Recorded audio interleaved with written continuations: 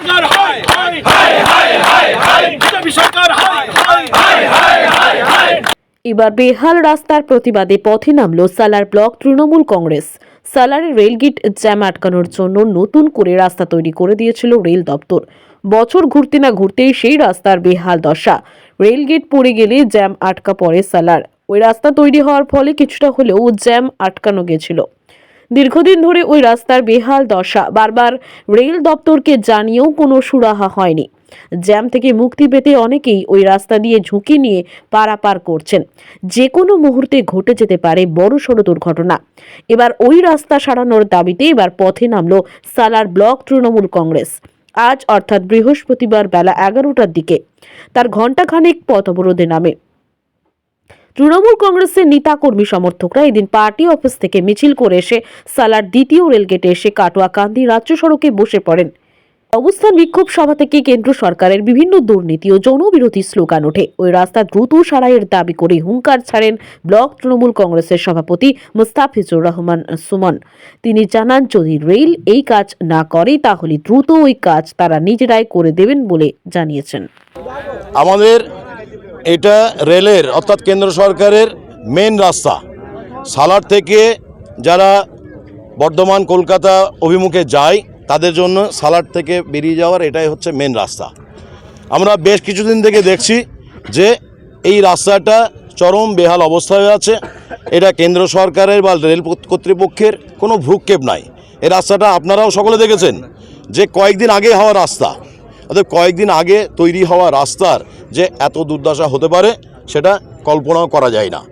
এবং তার জন্যেই এখানে পরশুতেও রাত্রিতে একটা দুর্ঘটনা ঘটেছে, একটা আলোর গাড়ি উল্টে গিয়েছিল। মানে এতটাই দুর্ঘটনা প্রবণ হয়ে আছে যে কোনো সময় বড় ধরনের দুর্ঘটনা ঘটতে পারে। তাই আমাদের বহরমপুর মুর্শিদাবাদ সাংগঠনিক জেলার সভাপতি, আমাদের সকলের প্রিয় নেতা, কালকে আমরা অপূর্ব সরকার ডেভিড মহাশয়ের সঙ্গে আলোচনা করে তার অনুমতিক্রমেই আমরা ভরতপুর 2 নম্বর ব্লক তৃণমূল কংগ্রেসের পক্ষ থেকে সাধারণ মানুষের সুবিধার্থে তাদের চলাচল যাতে সুন্দর হয়, সুষ্ঠুভাবে তারা যাতে পথ চলতে পারে, তারই প্রতিবাদে আমরা কিন্তু আজকে একটা প্রতীকী পথ অবরোধ করেছি।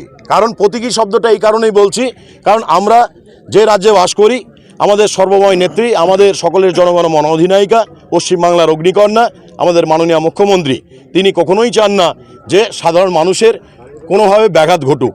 এই জন্যেই আমরা আজকে একটা প্রতীকী পথ অবরোধ করে সাধারণ মানুষকে জানান দিতে চাই যে কেন্দ্র সরকার এত নিম্নমানের কাজ করেছে। কারণ কেন্দ্র সরকার বিগত 9 বছর ধরে, আর কয়েকদিনে 10 বছর পূর্ণ হবে, 10 বছরে আমাদের গণতন্ত্রকে এতটাই ভঙ্গুর করেছে যে তার নিদর্শন আমরা এখানেই দেখতে পাচ্ছি। যে নীতিহীন সরকার, যে ধর্মান্ধতার সরকার আজকে গোটা দেশে তথা আমাদের পশ্চিমবাংলায় জাতিতে ভেদাভেদ সৃষ্টি করে তারা একটা ধর্মান্ধকরণ তৈরি করতে চাইছে। কিন্তু তারা প্রকৃত জনগণের সাথে উন্নয়নের দিকে তাদের কোনো ভ্রুক্ষেপ নাই। আপনারা গতকালও মিডিয়া বন্ধুরা দেখেছেন কিনা জানি না, আমরা সাধারণত ফটক ভেঙে পড়তে দেখি কোনো প্রাকৃতিক দুর্যোগ হলে। কোনো দুর্যোগ নাই, কিছু নাই, আমরা হঠাৎ করে কালকে দেখছি যে ফটক ভেঙে পড়েছে। অতএব এখান থেকেই বোঝা যাচ্ছে যে কেন্দ্র সরকার তাদের মনোনীত কেন্দ্রীয় এজেন্সি দ্বারা কত নিম্নমানের কাজ করাচ্ছে। এতে আমাদের এই ব্লকের জনগণ তথা সমস্ত একদম বহরমপুর থেকে বর্ধমান কলকাতার মানুষ এই রাস্তায় যারাই যাতায়াত করে তারা খুবই সংকটের মধ্যে আছে। তাই আমরা এখানে আজকে এই অবরোধ করেছি। এবং তার সাথে সাথে একটা খুব দৃষ্টিকটু ব্যাপার, কোভিড সিচুয়েশন থেকে আমাদের এখানে একই ট্রেন, একই মানের ট্রেনে যাতায়াত করতে গেলে আমাদের এখানকার সাধারণ মানুষকে সালার থেকে কাটোয়া যেতে গেলে কখনো 30 টাকা দিতে হয়, কখনো 10 টাকা দিতে হয়। যদি 10 টাকাটাই যদি সঠিক ভাড়া ধার্য হয় তাহলে 30 টাকা কেন দিতে হয়?